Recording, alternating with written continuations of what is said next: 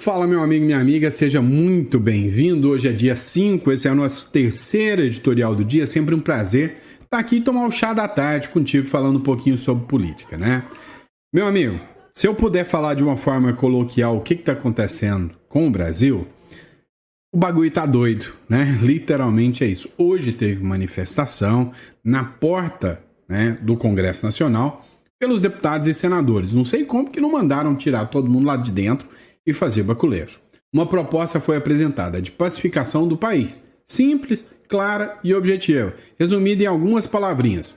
Impeachment de Alexandre de Moraes e anistia ampla, geral e irrestrita. E nós vamos falar sobre isso, né? Então, hoje, o Congresso entra em greve, entra em obstrução total, pelo menos os da oposição, e a briga começa a ficar cada vez mais doida mesmo, literalmente, né? Só que aconteceu uma coisa interessante. Um racha dentro do Supremo Tribunal Federal por causa da prisão do Bolsonaro, a prisão domiciliar decretada pelo Bolsonaro. Até a Folha de São Paulo fez uma matéria chamando o Alexandre de Moraes de ditador, e dizendo que o Bolsonaro tem liberdade, direito à liberdade de expressão. Vai entender isso, né? Vai entender. E aí, aqueles, nossa classe, eu não posso dizer nem um pouquinho que eu tenho orgulho, resolve se manifestar. Olha só, o ex-presidente da OAB resolveu se manifestar sobre o Bolsonaro. Totalmente democrático. OAB, você pode esperar que é defesa da democracia, defesa da liberdade? Fui irônico, que você sabe. Cara, você não vai acreditar que o ex-presidente da OAB falou sobre Bolsonaro. Agora, tem outro detalhe. O advogado do Trump também detonou o ministro Alexandre de Moraes quando ele foi perguntado se o Alexandre de Moraes poderia travar uma batalha pesada contra o Donald Trump. O advogado do Moraes, de Trump, respondeu o seguinte: olha, o Trump já enfrentou ditadores pelo mundo todo, já enfrentou ayatolás do Irã, não vai recuar para o ministro Alexandre de Moraes. Então, meu amigo, o negócio está cada vez mais complicado. O conselheiro do Donald Trump postou uma foto do Alexandre de Moraes de algemas, ou seja, é o segundo que faz isso. O primeiro já tinha colocado uma foto, né, do Alexandre de Moraes atrás das grades, que foi o Elon Musk. Ninguém vê mais falar do Elon Musk, sumiu da política, né, como um todo. Acho que entendeu que esse negócio de política não é muito bom para ele, não. E aí o Donald Trump falou: você vai mexer com o meu amigo Bolsonaro? Pois é, vou mexer com a sua esposa, no bom sentido, né?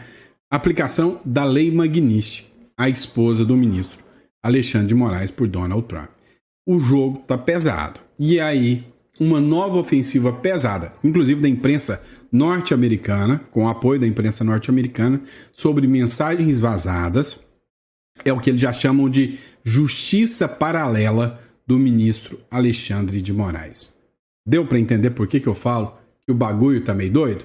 É porque tá. Então, vamos entender tudo isso que está acontecendo. O Brasil não para, se parar o carro passa em cima, porque o negócio aqui, sabe, nem Steven Spielberg, nem quando ele criou o ET, né, ele imaginava que poderia ter uma coisa tão louca assim. Ontem, eu estava assistindo com a minha família, bem à tarde da noite, um filme sobre o Gucci, né, aquela marca de roupa lá, de bolsa lá.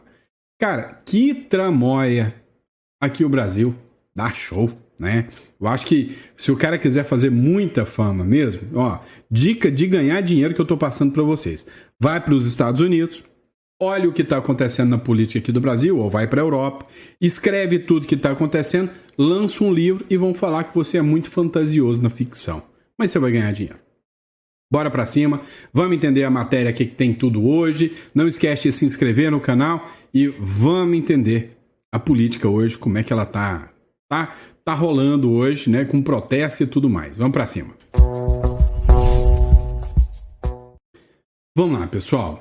Depois da prisão do Bolsonaro, os ministros ainda temem que o povo possa querer ir pra rua. Ou seja, não vão deixar barato, vão tomar nota de tudo que está acontecendo. Agora, os congressistas resolveram parar. Um monte de deputado foi para Brasília hoje e fizeram uma manifestação.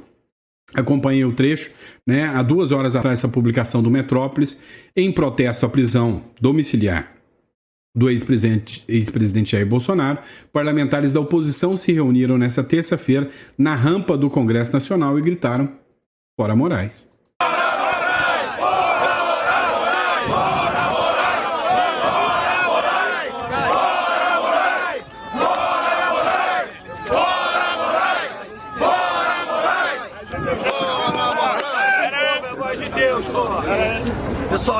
Pois é, mas não para por aí, né? Se reunir na porta do Congresso e gritar "para Moraes", não. A Gazeta do Povo publicou uma matéria onde o senador Flávio Bolsonaro atuou como uma espécie de porta-voz. Vem cá, eu acho que o Flávio Bolsonaro tá sentindo que a água vai bater no bumbum dele, igual bateu no irmão, né, que tá pesado. E aí ele resolveu falar: impeachment do Alexandre de Moraes amplia a anistia ampla e restrita. É o único caminho para pacificação. Escuta a fala dele. A primeira, dito de várias outras coisas, a primeira medida desse pacote de paz que nós queremos propor para que o Brasil volte a olhar para frente e quebre os seus retrovisores é o impeachment do ministro Alexandre de Moraes. Nós representar a mais alta corte desse país e puxando os demais ministros, o Procurador-Geral da República e várias outras pessoas para um problema que não é delas. Um problema que ele próprio criou e que ele deveria ter resolvido já há muito tempo, bastava agir dentro da lei. A segunda medida é a anistia. Como eu falei, que não tem mais condições de nós não apreciarmos aqui no plenário do Congresso, da Câmara e do Senado uma anistia ampla, geral e restrita que hoje não acontece porque há ameaças ao Congresso Nacional de que se nós votarmos essa matéria, ela vai ser declarada inconstitucional. E não é. É uma competência privativa do Congresso Nacional e nós temos que resgatar a independência dos poderes. Portanto, é uma exigência nossa que se paute a anistia ampla, geral e restrita. E o terceiro ponto desse pacote de paz que nós estamos propondo é que nós possamos aprovar imediatamente a PEC que acaba com o foro privilegiado de parlamentares. Porque toda a jurisprudência do Supremo foi alterada para manter Bolsonaro lá. Esse é um ponto. Michel Temer e Lula foram julgados aonde? Na primeira instância, como deveria estar acontecendo com o presidente Bolsonaro. Mas há ali uma articulação para que se mudasse esse entendimento. E a outra razão para que nós devemos aprovar essa PEC imediatamente é porque isso não pode mais continuar sendo usado como um instrumento de pressão sobre deputados e senadores que acabam tendo que, muitas vezes, não fazer aquilo que é obrigação deles, porque podem sofrer algum tipo de ameaça em função de processos que estão no Supremo. Portanto, é fundamental que isso volte para a primeira instância, porque a primeira... Falou bem categórico, né? Uma das necessidades é que o Bolsonaro seja julgado em primeira instância. Eu já falei assim, muitas vezes o meu ponto de vista, né? Meu posicionamento é semelhante ao do ministro do Supremo Marco Aurélio de Mello, ou seja, o ex-ministro do Supremo, que diz que é estapafúrdia essa ideia de que Bolsonaro deveria ser julgado perante o Supremo Tribunal Federal, muito menos por um juiz que se diz vítima dos atos que ele mesmo está julgando. Para mim, essa ideia é estapafúrdia. Agora, a Câmara dos Deputados resolveu tomar uma atitude. E essa atitude pode representar muito. Vão trancar a pauta, a oposição iniciou um movimento de obstrução do Congresso Nacional, deveria ser uma obstrução total, não deveriam recuar, não deveriam ter medo, vão pressionar e vão dizer que podem querer caçar esses deputados. Agora não é hora de ter medo. Escuta só isso aqui. Decidiu não respeitar mais a Constituição brasileira e ao longo dos últimos meses vem produzindo perseguição política com a toga de magistrado. Ele é um violador de direitos humanos. Desde a Segunda Guerra Mundial, os países democráticos do mundo não toleram violadores de direitos humanos. E o Congresso brasileiro na figura do líder da oposição que está na cadeira aqui, de decidir o... Pois é. Aqui o Sóstenes Cavalcante usou o mesmo discurso do Donald Trump. A Casa Branca soltou uma nota dizendo que o ministro Alexandre de Moraes é um violador de direitos humanos. O Sóstenes aqui seguiu esse discurso e disse, olha, ele é um violador de direitos humanos e desde a Segunda Guerra não se tem algo de tamanha proporção. Há um entendimento agora, por parte da esquerda, por parte do governo, que todo aquele deputado que declarou apoio ou que falou que o Donald Trump está certo, pode se tornar alvo de processos no Supremo Tribunal Federal. É a nova democracia. Pois é, mas essa medida do ministro Alexandre de Moraes causou um racha, até dentro do próprio Supremo Tribunal Federal. Dá uma olhada nessa matéria da Revista Oeste. Ministros do STF discordam da prisão do Bolsonaro. Afinal, basta ter um pouquinho de coerência para discordar disso tudo, né? A prisão domiciliar do ex-presidente Bolsonaro, determinada pelo Alexandre de Moraes, em virtude de um suposto descumprimento de cautelar, não repercutiu bem entre os membros do Supremo Tribunal Federal. A Revista Oeste apurou que ministros discordam do ato. Em caráter reservado, o integrante da corte classificou a decisão como precipitada. Outro membro do tribunal disse que, abre aspas, o mais sensato seria esperar o desfecho do julgamento da ação penal, que trata de uma suposta tentativa de golpe de Estado. Réu nessa ação penal, Bolsonaro tem poucas chances de escapar de uma eventual condenação, até porque a gente já sabe que as sentenças já estão prontas. O que me chamou a atenção, né? Olha só, a Folha de São Paulo fez uma publicação onde ela diz o seguinte: o Bolsonaro tem direito à livre expressão. Moraes erra ao determinar a prisão domiciliar do ex-presidente e corte deveria reinstituir a garantia constitucional do Bolsonaro. Bolsonaro teria se tornado um ditador se não fossem as instituições. Mas democratas não viram tiranos para enfrentar a tirania. É lógico. Nós estamos falando, né, de uma mídia militante que odeia o Bolsonaro, que diz que o Bolsonaro se tornaria um ditador. Sinceramente, durante a gestão do Bolsonaro, eu não vi o Bolsonaro desejar pena de morte para ninguém. Durante a gestão do Bolsonaro, não vi ele perseguindo ninguém. Agora, nessa gestão, meu amigo, isso eu tô vendo de sobra. Agora, vem cá. E aqueles que levantaram a mão um dia como eu e juraram defender a liberdade de expressão, a liberdade das pessoas, defender a paz e a tranquilidade? Pois é. Esse tipo de gente, às vezes, se desvirtua do que deveria ser feito. Eu estou envergonhado da minha classe, infelizmente. Estou muito envergonhado com o fato de ser advogado, tudo esquerdista, e filósofo, a maioria diz, tudo esquerdista mesmo. Olha só, o ex-presidente da OAB, o Felipe Santa Cruz, falou o seguinte: o ex-presidente da OAB defende bala na nuca do Bolsonaro. Pois é, o Felipe Santa Cruz fez duas postagens. Numa, ela escreveu o seguinte: hoje é um dia de festa. Esse merda é o nível, o linguajar, né? Esse merda que matou tantos na pandemia está preso, que os mortos o assombrem. Agora, né, ele publicou: traição aos cânones democráticos. No meu mundo ideal, seria pena de morte. Bala na nuca. Graças a Deus que o meu mundo ideal não é o seu mundo ideal. Graças a Deus que o meu mundo ideal ainda paira a vontade de democracia. De que aqueles que discordam de mim como você não precisam de bala na nuca. Não é à toa que a gente vê que essa turma da esquerda é aquele que defende uma boa pá, uma boa cova, uma boa bala, um bom paredão. Pois é, isso é uma vergonha. Vocês se dizem calmos, sóbrios, tranquilos, e que extremista é o outro lado. Sabe de uma coisa? Me envergonha um dia a OAB ter alguém com esse pensamento ter sido o líder da OAB.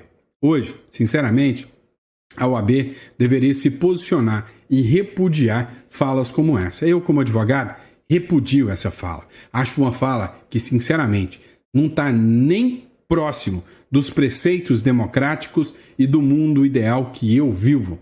Tá? Não desejo a pena de morte nem para o Lula, nem para o Bolsonaro. Desejo que tivesse lei no Brasil que fosse cumprida, não ao bel prazer de qualquer um. Então, infelizmente, Isso se tornou o Brasil. Infelizmente, esse é o caminho que se tornou o Brasil. Gente que deveria ser um mártir, um defensor das prerrogativas constitucionais, um defensor da democracia, falando falas tão absurdas e abjetas. Minha nota de repúdio aqui. Agora, vamos lá. Quando a gente fala em advogado, tem advogados e advogados, uns defendem a liberdade de expressão, outros não. Saiu uma treta entre um advogado aí, e eu vou te explicar o advogado do Donald Trump. Pessoal, dá uma olhada, né? O Martin DeLuca é o advogado do Donald Trump. Ontem ele fez uma publicação que chamou a atenção, né? Ele disse que o ministro Alexandre de Moraes errou muito na determinação do Bolsonaro e fez críticas pesadas ao ministro Alexandre de Moraes. Ontem, durante uma entrevista, ele foi perguntado se o Donald Trump recuaria. Olha a resposta dele. A publicação é de um perfil chamado Cacoal Conservador, mas realmente esse vídeo é real, esse vídeo existe. O presidente Trump lida com as personalidades mais conflitivas do mundo, mas vou te falar, em todas as negociações, seja com Kim Jong-un, com Xi Jinping, com Nicolás Maduro, com Vladimir Putin, até com o Ayatollah em Irã, acabamos de ver a guerra de 12 dias, né? Ninguém tem dobrado a aposta depois de entrar em conflito aberto. Como falava mais cedo, né? O Alexandre é uma pessoa realmente especial, está numa categoria especial e única. Eu não é meu lugar me pronunciar sobre o que o presidente Trump vai decidir fazer, mas eu esperaria nada menos que uma resposta muito robusta do presidente Trump. E estamos em território, eu acho também, não só para o Brasil, para o mundo, onde esse tipo de confrontação direta e desafio constante e agressividade constante não tem se manifestado muito. Eu não estou sabendo agora, nem me lembrando de nenhum caso específico onde isso tenha acontecido uma e outra vez, outra vez, outra vez, outra vez, outra vez. Então estamos em um território sem precedentes para o Alexandre, para o Brasil e para o mundo. Olha, sinceramente, estava até olhando um vídeo do Otávio Facuri. Isso não vai se acabar bem. Isso não vai dar muito certo. Isso vai dar muito ruim. Essa é a verdade. Porque, como disse o Martin DeLuca, nem o Xi Jinping, nem o Kim Jong-un retrucou o Trump da forma que o Alexandre de Moraes está retrucando. Agora, a gente precisa pensar um pouco. Será que o Brasil tem tanto poder assim mesmo? Será que o Brasil tem tanta bala na agulha para comprar uma briga desse tamanho com o ministro, com o presidente da maior nação do mundo? Será que a caneta do Alexandre de Moraes é tão poderosa? Eu tenho aqui minhas dúvidas, tá? Aqui dentro ele deita e rola, mas lá fora o assunto é esse. Tanto é, Trump avança para sancionar a esposa do ministro Alexandre de Moraes. Saiu uma publicação agora, 6 minutos atrás do Metrópolis, inclusive, saiu uma publicação do Paulo Figueiredo, onde ele diz abertamente que a possibilidade de sair uma sanção ampla, geral, contra outros ministros do STF pode acontecer já na próxima semana. A publicação do Metrópolis diz o seguinte: após o ministro Alexandre de Moraes determinar a prisão domiciliar de Jair Bolsonaro, o presidente dos Estados Unidos, Donald Trump, avança para aplicar sanções à esposa do magistrado, a advogada Viviane Barce de Moraes. Nesta terça-feira, a Casa Branca passou a discutir um conjunto de medidas em resposta à prisão de Bolsonaro. Entre elas, a ampliação dos tarifaços ao Brasil, a aplicação da Lei Magnitsky a mais integrantes do Supremo e a suspensão do visto de auxiliares da Corte, de autoridades da Polícia Federal e da Procuradoria-Geral da República e de políticos com atuação no STF. Até o momento, as restrições a Viviane Barce Moraes são a medida mais concreta em análise. Washington entende que sancionar a advogada seria uma extensão das medidas que já afetam Alexandre de Moraes por meio da Lei Magnitsky. É simples. É guerra. Estão em guerra. No meio desse caminho, pode ser sancionado você e eu. E aí vai dar ruim. Mas vamos lá. A briga continua e continua a todo vapor. Você viu aqui, o Paulo Capelli fez uma publicação sobre o Jason Miller. Tá? O Jason Miller é uma figura que está muito antenada no que está acontecendo com o ministro Alexandre de Moraes. Ele, que é ex-conselheiro de Trump, ele publicou um post que retratou o ministro Alexandre de Moraes de algemas. Você sabe que aconteceu, né, essa semana agora, domingo, manifestações aqui no Brasil. E aí, uma cena de um manifestante com a máscara do Alexandre de Moraes com algemas chamou muita atenção. E aí, o Jason Miller republicou esta imagem. Acompanha aqui essa matéria do Paulo Capelli. O conselheiro de Donald Trump na campanha eleitoral de 2024, Jason Miller, publicou em suas redes sociais uma foto que retrata o ministro Alexandre de Moraes de algemas. Na imagem, um manifestante posa com uma máscara do magistrado e as mãos algemadas. De acordo com Jason Miller, a foto é um registro de manifestação em apoio ao impeachment do ministro do STF. Cenas de Fortaleza, escreveu o conselheiro do presidente dos Estados Unidos acima da imagem. Durante o domingo, Miller repostou fotos de atos ocorridos no Brasil. Em algumas das postagens, o americano adicionou comentários. O povo no Brasil quer liberdade, escreveu. O conselheiro de Donald Trump foi detido por determinação de Moraes em 2021 no aeroporto de Brasília. Ele foi interrogado por cerca de 2 horas no âmbito do inquérito das fake news que tramita no STF. Após o depoimento, o empresário foi liberado e voltou para os Estados Unidos. Principal conselheiro... Pois é, né? O ministro Alexandre de Moraes, sem sombra de dúvidas, né, conseguiu muitas inimizades nesse meio termo com o povo americano, ou seja, com membros, né, do governo americano. O que me impressiona, que me chama muita atenção, não sei se você já percebeu isso também, tem muita gente descendo a lenha no Alexandre de Moraes e muita gente criticando do lado da direita. Mas eu não vejo a esquerda defendendo o Alexandre de Moraes lá nos Estados Unidos, não. Vamos lá, pessoal. Agora, um novo escândalo paira, né, que é o tal da nova vaza-toga, assim como está sendo chamado. Novas mensagens vazadas sugerem uma, abre aspas, justiça paralela de Alexandre de Moraes no 8 de janeiro. Algumas mensagens que foram vazadas de assessores do ministro Alexandre de Moraes do STF indicaram que a estrutura do Tribunal Superior teria sido usada para investigar os atos do 8 de janeiro. Segundo eles, conversa no WhatsApp e postagens antigas basearam uma espécie de justiça paralela. Tá, mas isso ganhou a mídia. Jornais estavam com medo de publicar e agora já começaram a publicar. Como, por exemplo, essa publicação do Poder 360. Para prender, no 8 de janeiro, Moraes usou posts antigos. Olha só, isso é absurdamente ilegal. A vida pregressa do agente não vai ser utilizada, postagens, publicações nas redes, para mandar as pessoas para a cadeia. Que absurdo é esse? Que democracia é essa que essa gente defende? Dá uma olhada, né, em alguns posts aqui.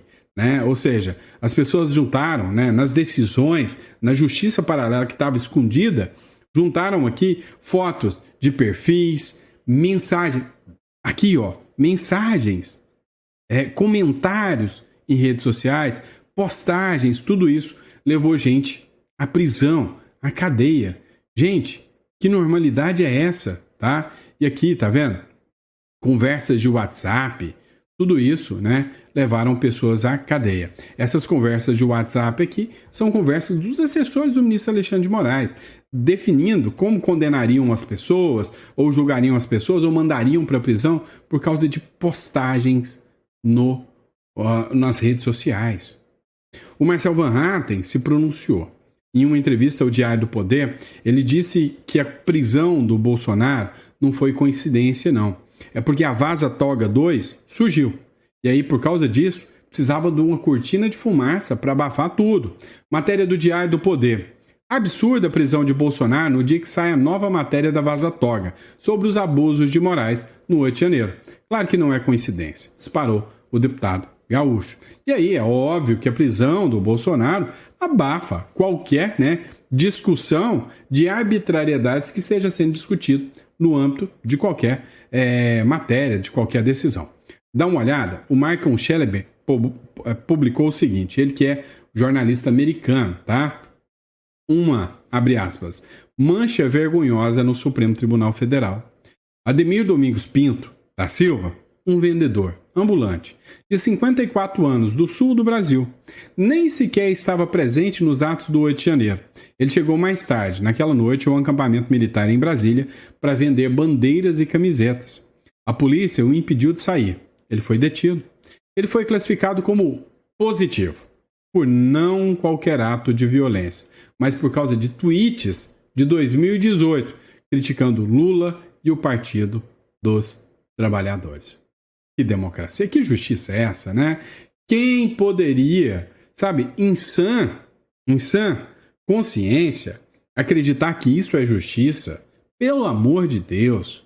Olha só, Vinícius Carrion publicou, a própria CNN já começa a repercutir, né? Tá entornando o caldo um pouquinho. Matéria da CNN, começando a repercutir de leve as revelações bombásticas da Vaza Toga 2. Matéria da CNN, denúncia aponta que Moraes teria violado a LGPD em apuração sobre o 8 de janeiro. Moraes seria recorrido a infiltrados para obter dados, diz ONG.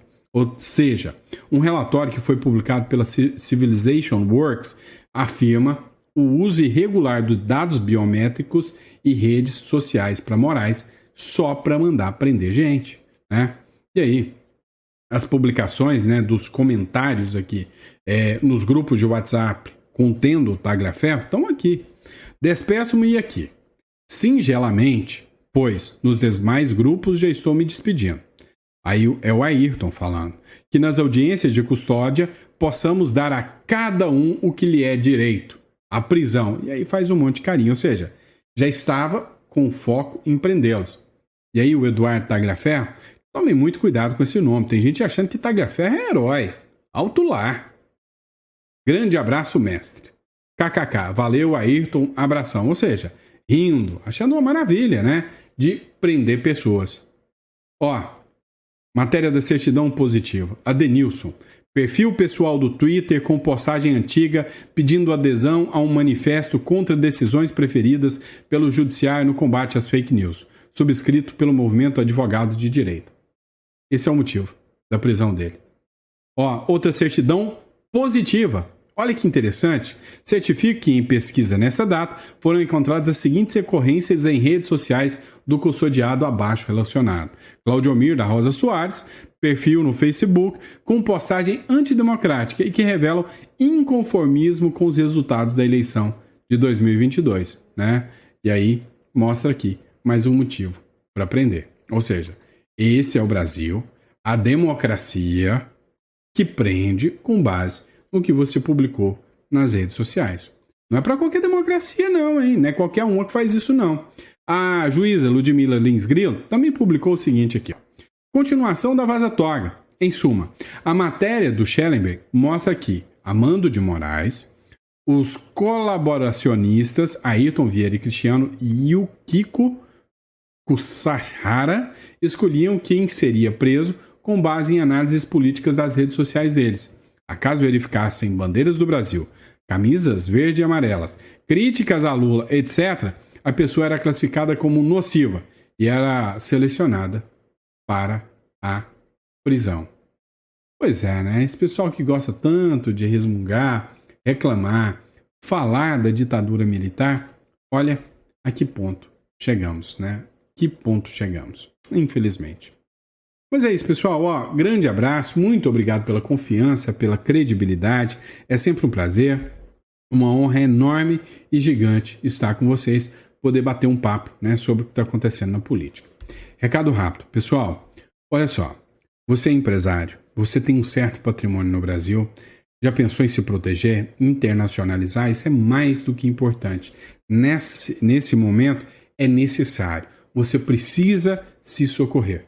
Se você não está observando o que está acontecendo com o Brasil e o nível que nós podemos chegar, meu amigo, nós vamos chegar num nível mais acelerado que alguns outros países aí, né, sabe, para o caos total. Eu vejo esse cenário. Então, se você quer se proteger, se blindar e entender um pouco mais, clica na descrição aqui, entra em contato. Ou a imigração para o Uruguai ou outro país e é para você poder entender que é necessário ter um plano B. Agora, se você quer estruturar o seu patrimônio através de um holding, um offshore, fazer um planejamento sucessório adequado, blindando o patrimônio, clica aqui, estou aqui para poder ajudar, tá bom? Um grande abraço, fica com Deus e até o próximo editorial.